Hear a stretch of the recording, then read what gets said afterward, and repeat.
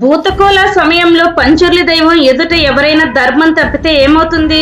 ఆ దైవం మహిమలు ఎంత భయంకరంగా ఉంటాయి ఈ ముగింపు ఎపిసోడ్ లో తెలుసుకుందాం. పంచుర్లి దైవం ఎంత కరుణామయుడు, ధర్మం తప్పితే అంత ఉగ్రరూపం దాలుస్తాడు. భూతకోల ఉత్సవంలో దైవం ఆవహించిన తరువాత ఒక న్యాయస్థానం జరుగుతుంది, అంటే ఒక దర్బార్ జరుగుతుంది. ప్రజలు తమ కష్టాలను, భూ వివాదాలను దైవం ముందు చెప్పుకుంటారు. పంచుర్లి దైవం వాటికి ఖచ్చితమైన తీర్పునిస్తాడు. దైవం కళలోకి చూస్తే ఎవరైనా అబద్ధం చెప్పినా, అన్యాయంగా పేదల భూములు లాక్కున్నా పంచుర్లి అయితే క్షమించడం. అహంకారంతో దైవాన్ని ఎదిరించిన వారు రక్తపు వంతులు చేసుకుని ప్రాణాలు కోల్పోయారని, అడవిని నాశనం చేయాలని చూసిన వారు పిచ్చివాళ్లుగా మారిపోయారని తులునాడులో ఎన్నో నిజ సంఘటనలు కథలుగా చెబుతారు. పర్యావరణాన్ని, ధర్మాన్ని రక్షించే వారిని మాత్రం పంచుర్లి దైవం తన సొంత బిడ్డల అదృశ్య కవచంలా ఉండి కాపాడుకుంటాడు. అడవిని నాశనం చేస్తే ఆ దైవం శిక్ష ఎంత కఠినంగా ఉంటుందో మీకు తెలుసా? ధర్మం వైపు నిలబడి ఈ దైవానికి ఒక లైక్ వేసి వెంటనే సబ్స్క్రైబ్ బటన్ నొక్కండి.